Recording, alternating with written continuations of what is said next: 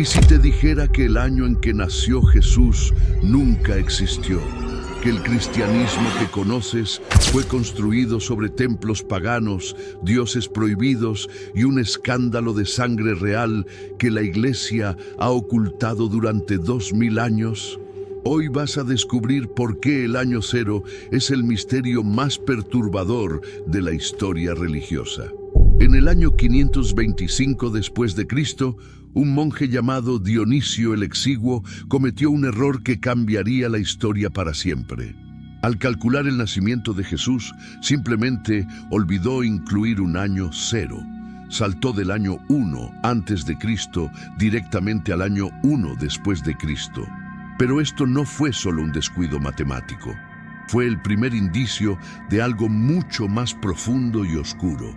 Porque mientras la cristiandad celebraba su origen en la inocente noche de Belén, la verdad era muy diferente.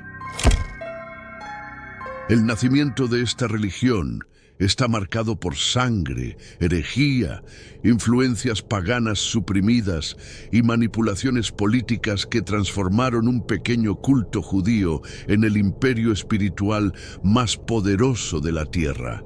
Y todo comenzó en un momento que oficialmente nunca existió. ¿Cómo es posible que la fecha más importante del cristianismo sea en realidad una invención? Esta es la pregunta que ha atormentado a historiadores durante siglos. Cuando Dionisio el Exiguo, un monje escita del siglo VI, recibió el encargo de crear un calendario cristiano universal, tenía una misión aparentemente simple: calcular con precisión el año del nacimiento de Cristo. Pero Dionisio cometió errores fatales que revelan algo inquietante sobre los orígenes del cristianismo. El problema matemático es evidente. Los romanos no utilizaban el concepto del cero en su sistema numérico. Así que cuando Dionisio contó hacia atrás desde su época, simplemente saltó del 1 a.C. al 1 después de Cristo, creando un vacío temporal en el corazón mismo de la fe cristiana. Pero los historiadores modernos han descubierto algo aún más perturbador. Según investigaciones publicadas por CNN Español en 2024, Jesús no nació en el año 1 después de Cristo, sino entre los años 6 y 4 antes de Cristo, durante el reinado del rey Herodes el Grande, quien murió en el año 4 antes de Cristo. ¿Por qué este error persistió durante 1500 años?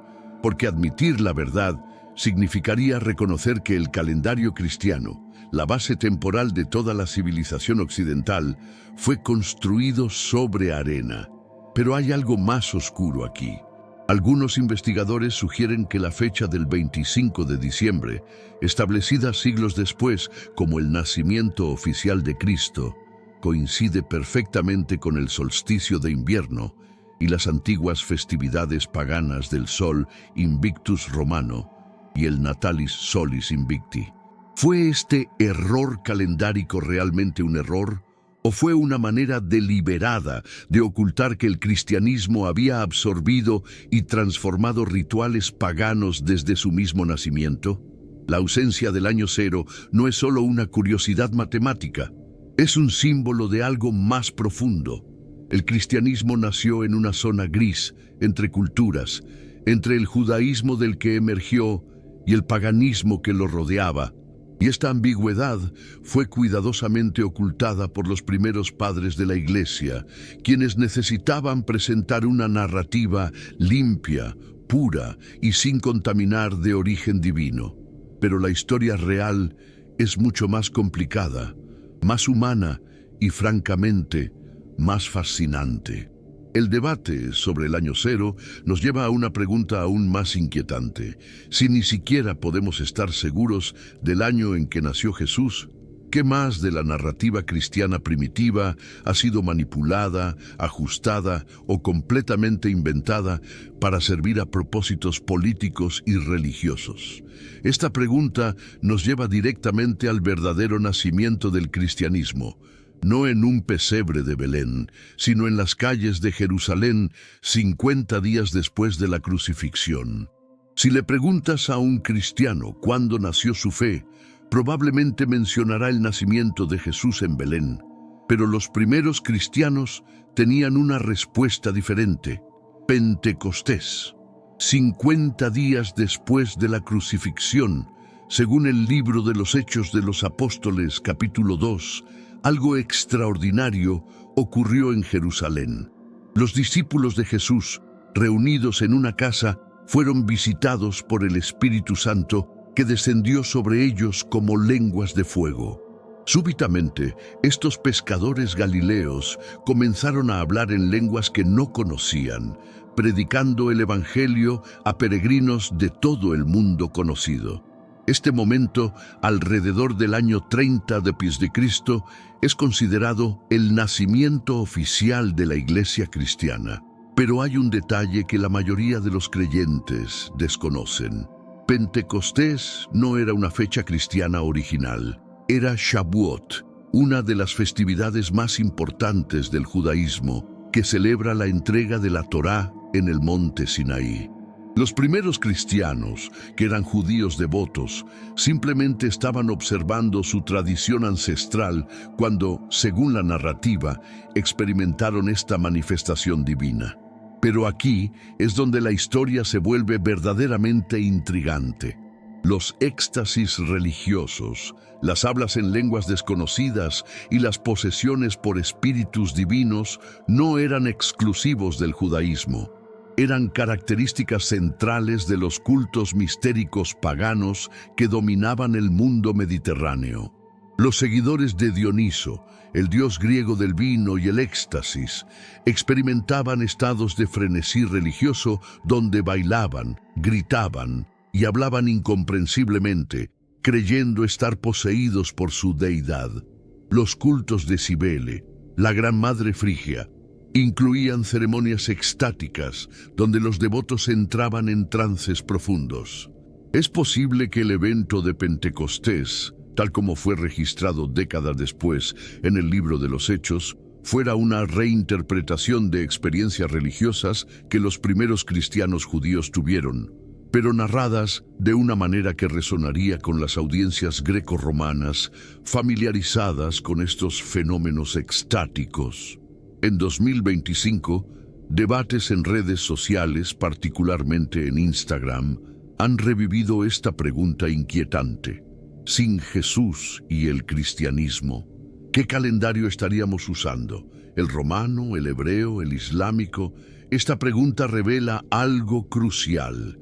El cristianismo no surgió en el vacío. Nació en una encrucijada cultural explosiva donde el judaísmo monoteísta, el paganismo greco-romano y las filosofías mistéricas orientales se mezclaban constantemente. Y Pentecostés, lejos de ser un evento puramente judío o puramente cristiano, parece ser un híbrido perfecto de estas influencias. Los primeros cristianos tomaron la estructura de una festividad judía, la llenaron con experiencias que recordaban los cultos mistéricos paganos y la reinterpretaron como el nacimiento de algo completamente nuevo. Pero había grupos dentro del cristianismo primitivo que veían Pentecostés de manera muy diferente. Los gnósticos, una variedad de sectas cristianas tempranas que la Iglesia ortodoxaría eventualmente declararía heréticas, interpretaban el descenso del Espíritu Santo no como un evento físico literal, sino como una metáfora del despertar espiritual interior. Para ellos, las lenguas de fuego representaban la iluminación gnóstica, el conocimiento secreto que liberaba al alma de la prisión del mundo material.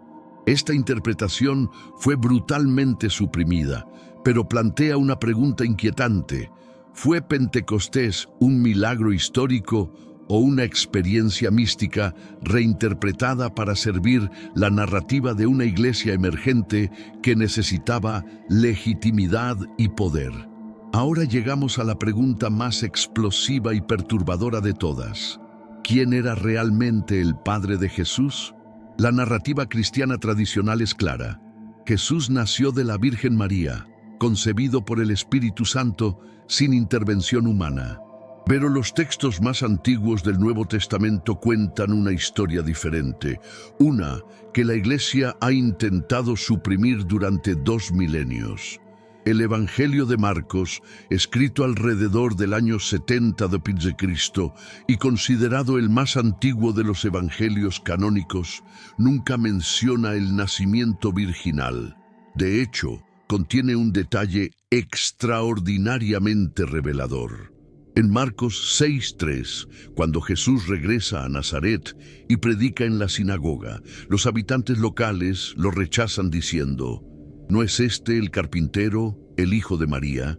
En la cultura judía del siglo I, identificar a un hombre por su madre en lugar de su padre era un insulto grave. Sugería ilegitimidad, que el padre era desconocido o que había vergüenza asociada con su identidad. Elaine Pagels, la reconocida historiadora de religiones de la Universidad de Princeton, en una entrevista para The New York Times en 2024, exploró una teoría que ha circulado desde los primeros siglos del cristianismo, que Jesús pudo haber sido el hijo de un soldado romano. Esta teoría no es nueva. Ya aparece en textos judíos antiguos como el Toledot Yeshu, donde se afirma que María fue seducida o violada por un soldado romano llamado Pantera. Restos arqueológicos incluso han descubierto la tumba de un soldado romano llamado Tiberio Julio Abdes Pantera, quien sirvió en Judea durante el período correcto. ¿Por qué importa esto? Porque los evangelios de Mateo y Lucas, escritos entre 80 y 90 d.C., 1 o 2 décadas después de Marcos, son los únicos que incluyen las narrativas del nacimiento virginal.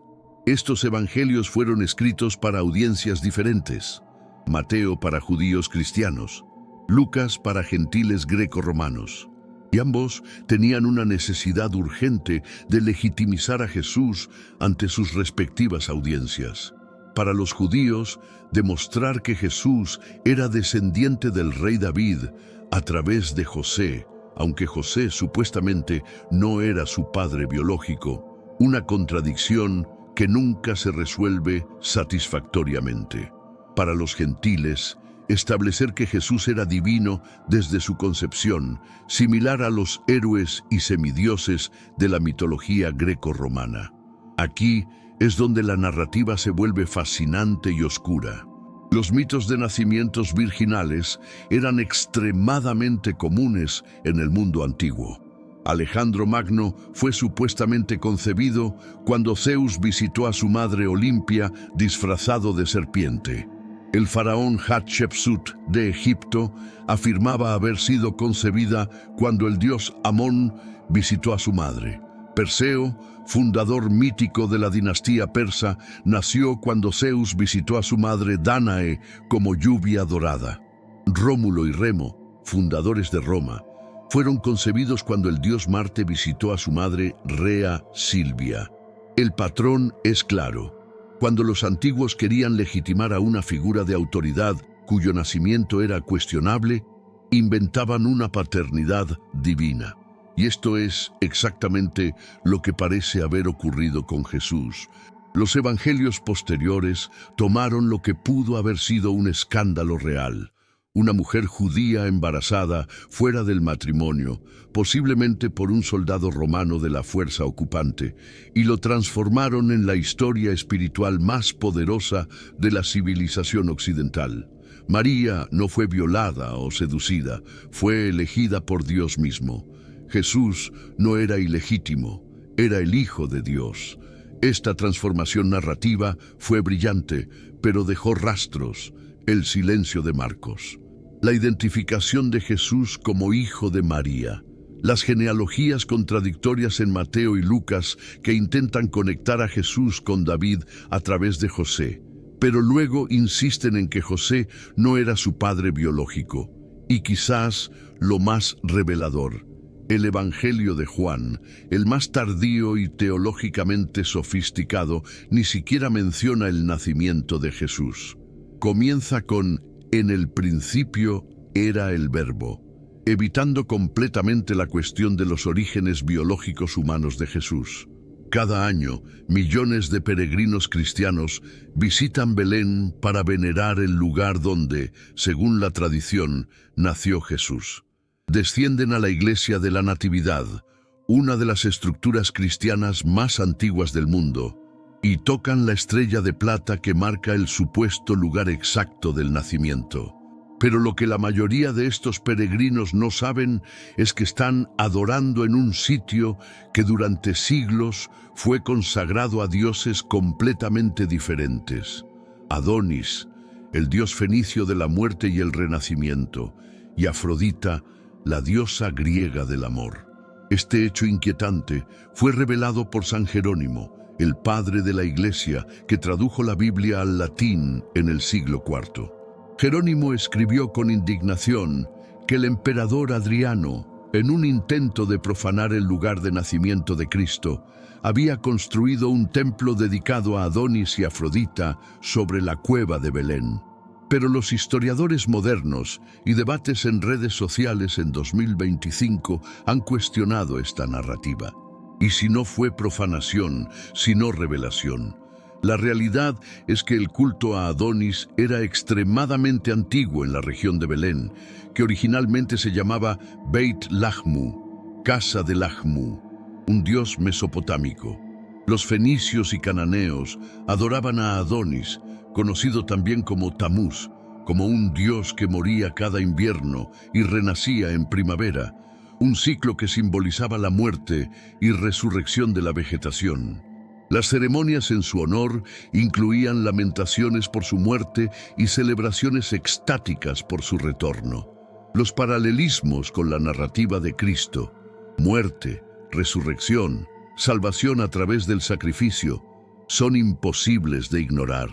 Cuando el emperador Constantino ordenó la construcción de la iglesia de la Natividad en el año 326 d.C., no fue sobre un sitio vacío, fue sobre un templo pagano activo y venerado durante siglos. Y este patrón se repitió en todo el Imperio Romano. Los primeros cristianos, ahora con el poder imperial de su lado, no destruyeron los templos paganos. Los cristianizaron, los reutilizaron, los transformaron. En Roma, docenas de antiguas iglesias cristianas fueron construidas directamente sobre Mithraeums, templos subterráneos dedicados al dios persa Mitra. Mitra, curiosamente, también nació el 25 de diciembre. También era asociado con la salvación, y su culto incluía un bautismo ritual y una comida sacramental de pan y vino que recordaba su sacrificio. La Basílica de San Clemente en Roma tiene un Mitraeum perfectamente preservado en su nivel más bajo. Puedes descender desde la iglesia cristiana moderna, atravesar la iglesia del siglo IV y llegar al templo de Mitra del siglo II. 3 niveles de fe, uno construido literalmente sobre el otro. Este fenómeno no era accidental, era estrategia deliberada. El Papa Gregorio I, en una carta famosa del año 601 a los misioneros en Inglaterra, ordenó explícitamente que no destruyeran los templos paganos, sino que los purificaran con agua bendita y los consagraran al culto cristiano. Porque si la gente ve que sus templos no son destruidos, escribió, más fácilmente abandonarán sus errores y acudirán a los lugares que les son familiares, pero ahora para adorar al Dios verdadero. Pero había algo más oscuro en juego aquí. Al construir iglesias sobre templos paganos, los primeros cristianos no solo estaban facilitando la conversión, estaban apropiándose del poder espiritual que esos lugares habían acumulado durante siglos o incluso milenios. Estaban diciendo, vuestros dioses eran reales, vuestros lugares sagrados son sagrados, pero ahora todo eso nos pertenece. Vuestras deidades eran demonios o prefiguraciones de Cristo. Vuestros rituales eran imitaciones satánicas de nuestra verdad. Esta es la razón por la cual tantos elementos del cristianismo primitivo parecen familiares para quienes estudian las religiones mistéricas paganas. No porque el paganismo copiara al cristianismo, sino porque el cristianismo absorbió, transformó y reclamó elementos paganos como propios. el nacimiento de un Dios en una cueva, la muerte y resurrección, el bautismo, la comida sacramental, el día sagrado alineado con el solsticio. Todos estos elementos existían en las religiones mediterráneas siglos antes de Cristo, y la Iglesia primitiva, lejos de rechazarlos, los incorporó hábilmente en su propia narrativa. La doctrina del nacimiento virginal de Jesús es uno de los pilares fundamentales del cristianismo. Está codificada en el credo de los apóstoles. Nació de Santa María Virgen. Es celebrada cada Navidad. Es defendida ferozmente por teólogos conservadores como única y sin precedentes en la historia religiosa. Pero, ¿es realmente única? ¿O es la cristianización de un motivo mítico que era ubicuo en el mundo antiguo? Catholic Answers, una de las organizaciones apologéticas católicas más respetadas, publicó en 2023 y actualizó en 2025 un extenso artículo defendiendo la unicidad del nacimiento virginal cristiano.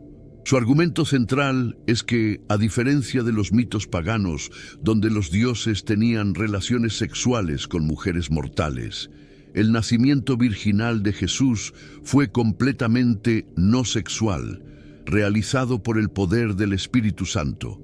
Por lo tanto, argumentan, no hay verdadero paralelo en el paganismo, pero los críticos, particularmente en foros académicos y en Reddit durante 2024, han señalado las fallas en este argumento. Primero, ignora que muchos mitos paganos también presentaban concepciones milagrosas sin acto sexual explícito. Cuando Zeus visitó a Dánae como lluvia dorada para engendrar a Perseo, no fue descrito como un acto sexual convencional.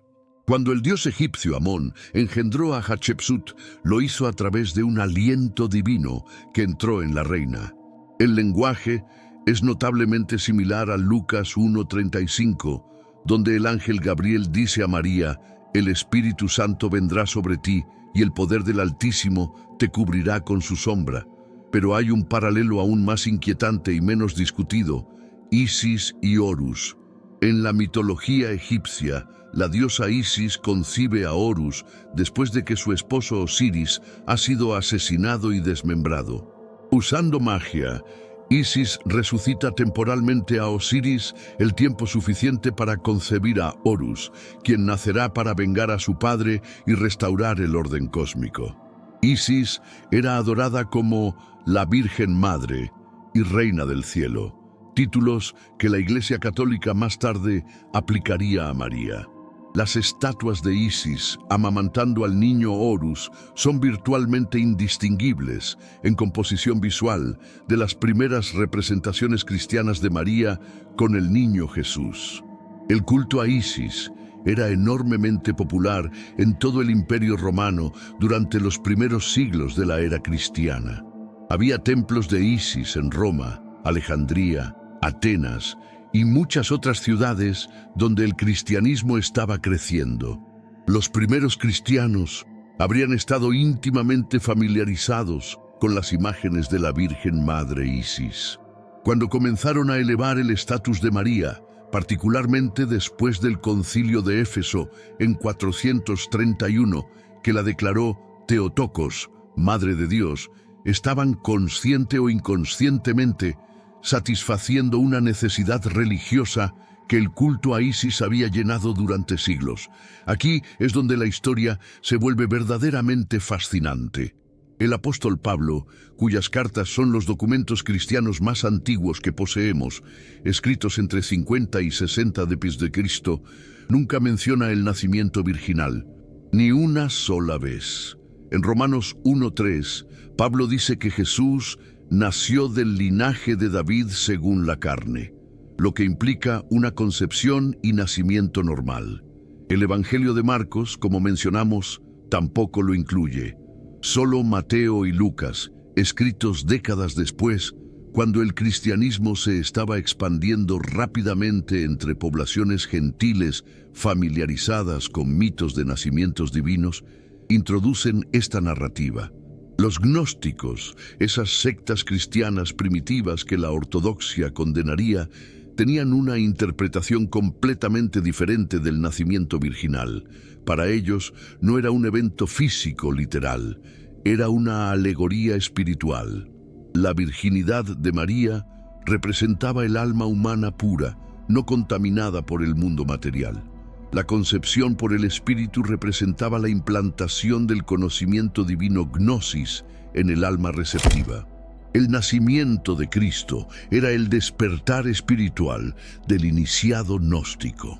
Esta interpretación fue declarada herejía, pero sobrevivió en textos ocultos que fueron descubiertos en el siglo XX, particularmente en la biblioteca de Nag Hammadi, en Egipto, en 1945.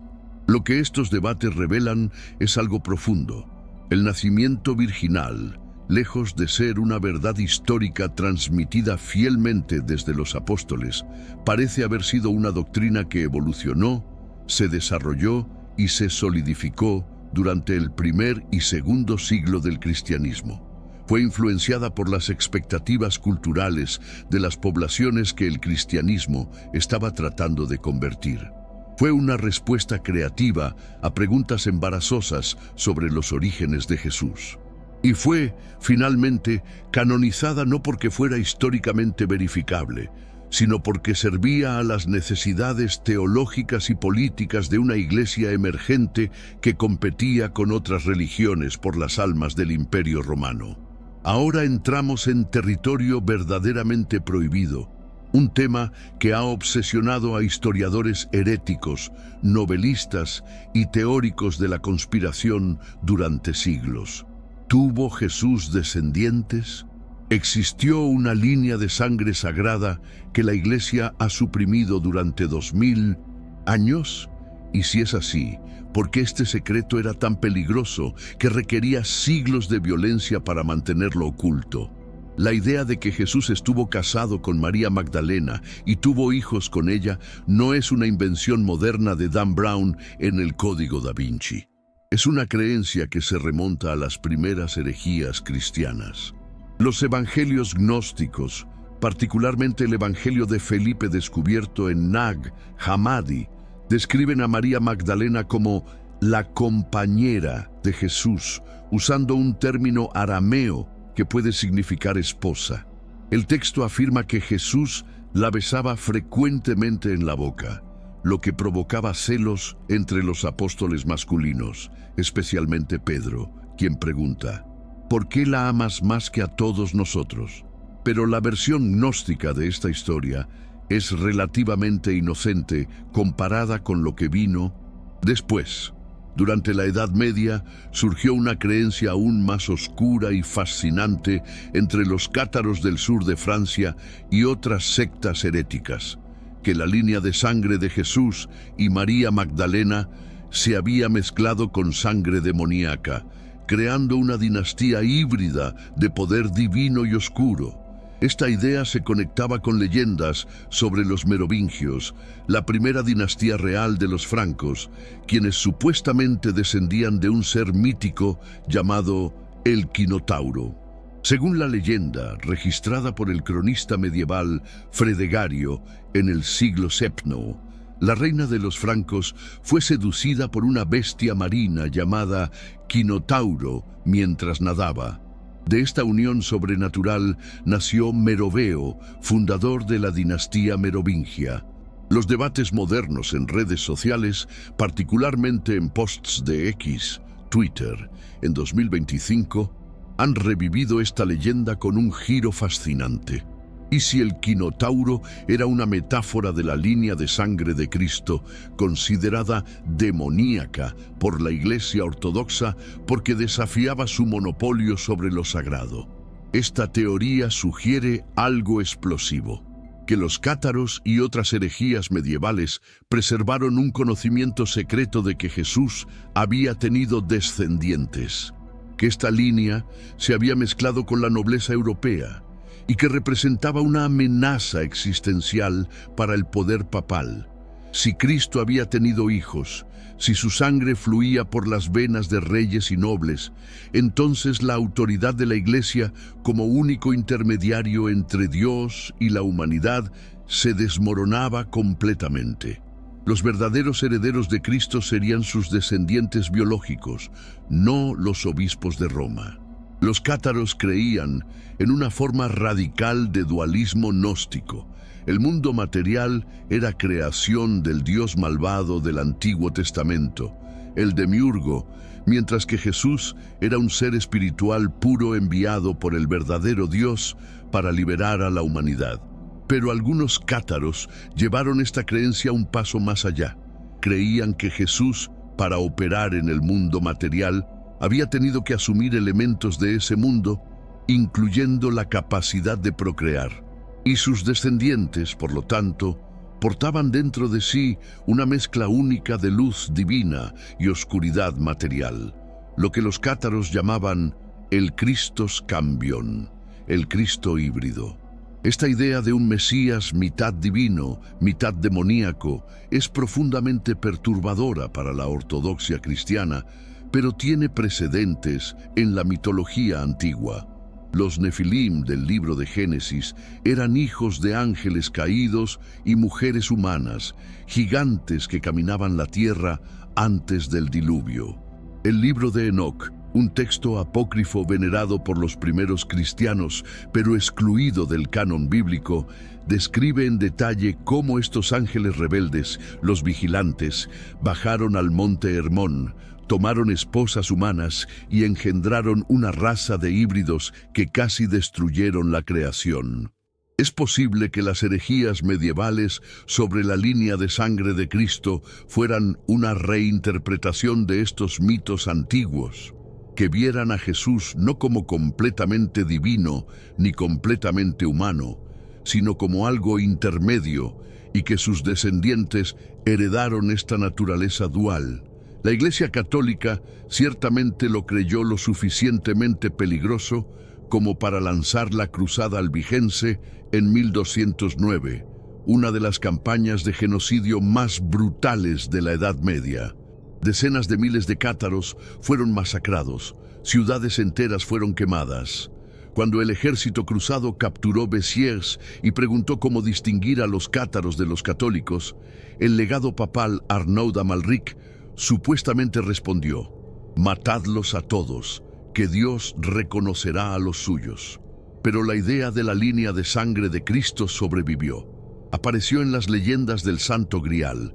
No una copa, sugieren algunos, sino sangreal, la sangre real.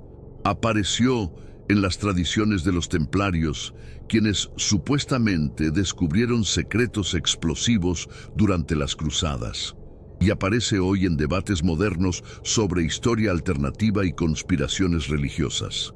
En 2025, posts virales en redes sociales conectaron estas leyendas con linajes aristocráticos europeos, sugiriendo que ciertas familias nobles han protegido durante generaciones el secreto de su ascendencia crística. ¿Es esta teoría cierta? Casi con certeza no. No hay evidencia histórica sólida de que Jesús estuviera casado o tuviera hijos. Pero lo fascinante no es si es verdad, sino por qué fue tan peligrosa. ¿Por qué la Iglesia sintió que debía erradicar no solo la creencia, sino a todos los creyentes? La respuesta nos lleva al corazón del poder eclesiástico. Si Cristo tuvo herederos, la Iglesia es un fraude. Su autoridad, su monopolio sobre los sacramentos, su pretensión de ser el cuerpo de Cristo en la tierra, todo se desmorona. Y esa amenaza era lo suficientemente grave como para justificar, en la mente medieval, el exterminio de poblaciones enteras. Imagina un cristianismo completamente diferente al que conoces. Un cristianismo donde Jesús nunca murió en la cruz porque nunca tuvo un cuerpo físico real. Un cristianismo donde el Dios del Antiguo Testamento, Yahweh, no es el Dios verdadero, sino un ser maligno e ignorante que creó este mundo como prisión para las almas divinas. Un cristianismo donde la salvación no viene a través de la fe o las obras, sino a través del conocimiento secreto, la gnosis, que despierta al alma de su sueño material. Este era el cristianismo gnóstico, y durante los primeros 3 siglos de nuestra era, competía ferozmente con lo que eventualmente se convertiría en el cristianismo ortodoxo. Los gnósticos, cuyo nombre deriva de gnosis, conocimiento en griego, eran increíblemente diversos. Había docenas, quizás cientos de sectas gnósticas, cada una con sus propias cosmologías elaboradas y textos sagrados, pero compartían ciertas creencias centrales que los ortodoxos encontraban no solo erróneas, sino demoníacas. Creían que el mundo material era malvado, creado por un dios falso e incompetente llamado el Demiurgo, a menudo identificado con Yahweh del Antiguo Testamento. El verdadero Dios, trascendente e incognoscible, estaba separado de esta creación corrupta. Según el mito gnóstico, las almas humanas son chispas divinas del Dios verdadero, atrapadas en cuerpos materiales en este mundo de prisión. Jesús, en muchas versiones gnósticas, no era una persona física, sino un mensajero espiritual del Dios verdadero, quien vino a impartir el conocimiento secreto necesario para escapar de la prisión material.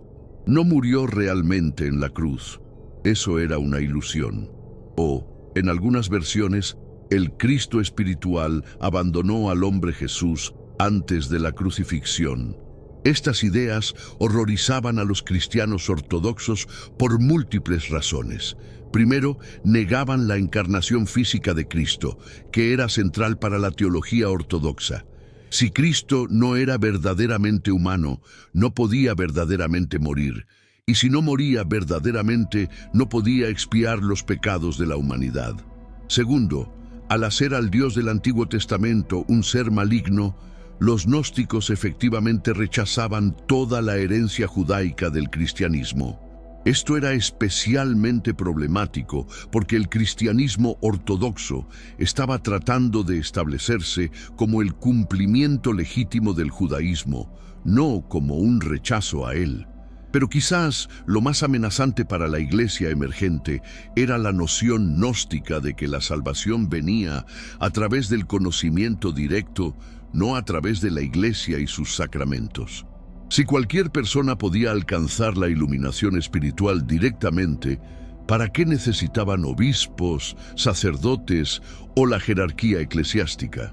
El gnosticismo era esencialmente democrático y antiautoritario, lo que lo hacía profundamente peligroso para una institución que estaba construyendo su poder sobre el control de acceso a lo divino. Los evangelios gnósticos ofrecen una ventana fascinante a este cristianismo alternativo. El Evangelio de Tomás, quizás el más conocido, es una colección de 114 dichos atribuidos a Jesús, muchos de ellos profundamente misteriosos y esotéricos. El Evangelio de Judas, descubierto en la década de 1970, pero no traducido y publicado hasta 2006, presenta a Judas no como un traidor, sino como el único discípulo que verdaderamente entendió la misión de Jesús y lo ayudó a escapar de su cárcel corporal, entregándolo a las autoridades. El Apocalipsis de Pedro, otro texto gnóstico, contiene una de las escenas más sorprendentes de toda la literatura cristiana primitiva. Describe la crucifixión desde una perspectiva radicalmente diferente. Pedro tiene una visión de Jesús de pie junto a la cruz, riendo, mientras el cuerpo físico en la cruz es solo una cáscara vacía. El Cristo verdadero, espiritual, nunca estuvo sujeto al sufrimiento material. Durante el siglo XX, especialmente después del descubrimiento de la biblioteca de Nag Hammadi en Egipto en 1945, se encontraron más de 50 textos gnósticos cristianos, muchos de los cuales habían sido perdidos durante más de 1500 años. Estos descubrimientos revolucionaron nuestra comprensión del cristianismo primitivo. En 2024, nuevos debates académicos sobre estos textos han surgido, particularmente sobre cuán extendido era el gnosticismo y si representa una forma legítima de cristianismo primitivo o una distorsión herética. Lo que está claro es que los cristianos ortodoxos hicieron todo lo posible para destruir los textos gnósticos y suprimir sus ideas. Después de que el cristianismo se convirtió en la religión oficial del Imperio Romano en el siglo IV, los emperadores cristianos emitieron decretos ordenando la quema de libros gnósticos. Ireneo de León, uno de los primeros padres de la Iglesia, escribió extensamente contra las herejías gnósticas en el siglo II, preservando irónicamente muchas de sus enseñanzas en su refutación. Pero ¿por qué esta supresión tan violenta? Una teoría inquietante es que el gnosticismo preservaba aspectos del cristianismo más primitivo, más judío, más místico, que la Iglesia ortodoxa quería borrar mientras se transformaba en una religión imperial greco-romana. Los eruditos han notado que muchas ideas gnósticas tienen paralelos en el misticismo judío, particularmente en la Cábala, que también habla de emanaciones divinas, mundos espirituales múltiples y conocimiento secreto. Es posible que el gnosticismo representara lo que el cristianismo podría haber sido si no se hubiera fusionado con el poder imperial romano. Un cristianismo místico, individualista, antimaterialista, que habría sido completamente incompatible con la construcción de catedrales, la acumulación de riqueza eclesiástica y la jerarquía rígida que caracterizó a la Iglesia medieval. Al destruir el gnosticismo, la Iglesia ortodoxa no solo eliminaba competidores teológicos, estaba eliminando caminos alternativos que el cristianismo podría haber tomado, asegurando que solo su versión, su visión de Cristo y la salvación, sobreviviera para definir la fe de 1.000 millones de personas durante los próximos 2 milenios. En el año 325 d.C., el emperador Constantino convocó a más de 300 obispos cristianos a la ciudad de Nicea, en lo que hoy es Turquía, para resolver una controversia que amenazaba con desgarrar su imperio recién cristianizado. La pregunta en disputa era aparentemente simple, pero teológicamente explosiva. ¿Era Jesucristo eterno y coigual con Dios Padre? ¿O fue creado por el Padre en algún momento antes del tiempo?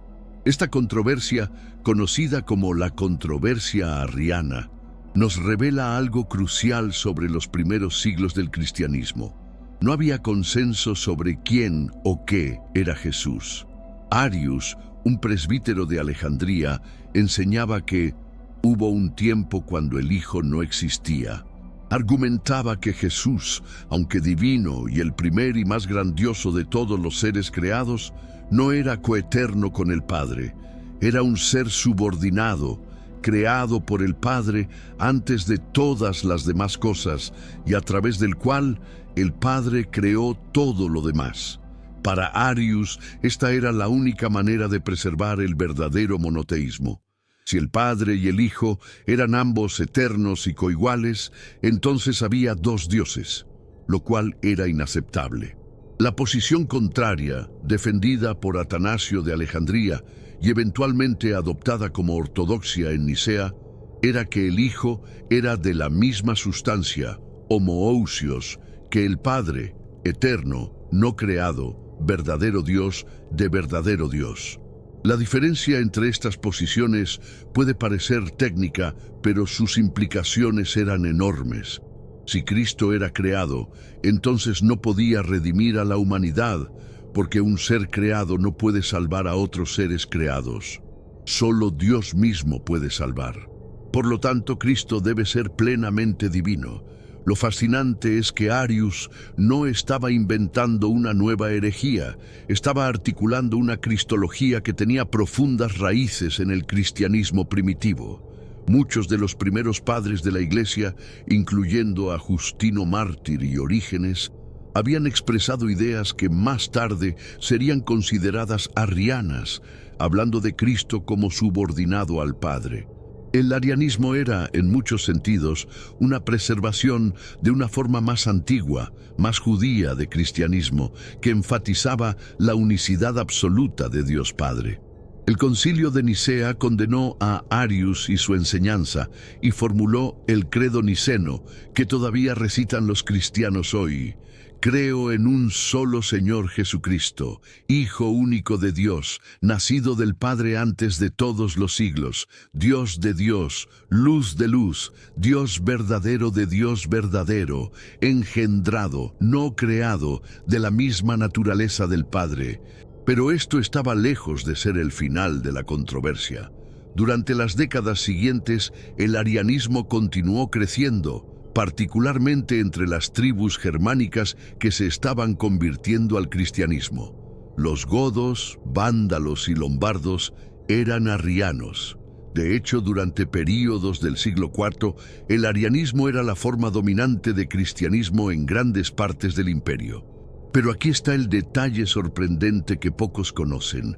Muchos de los obispos que asistieron al Concilio de Nicea tenían cicatrices horribles de las persecuciones romanas.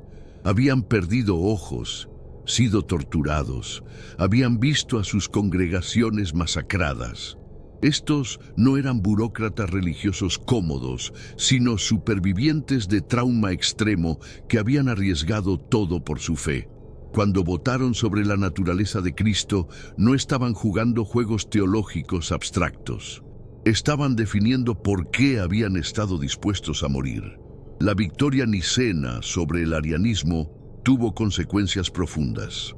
Estableció un precedente de que el poder imperial podía y debía intervenir en disputas doctrinales. Constantino, que presidió Nicea, aunque ni siquiera estaba bautizado en ese momento, dejó claro que la unidad teológica era necesaria para la unidad política. Esta fusión de iglesia y Estado, de poder espiritual y temporal, definiría el cristianismo europeo durante más de 1000 años. También significó que formas alternativas de entender a Cristo, formas que enfatizaban su humanidad, su subordinación al Padre, su rol como intermediario entre Dios y la humanidad, fueron marginadas y eventualmente extinguidas.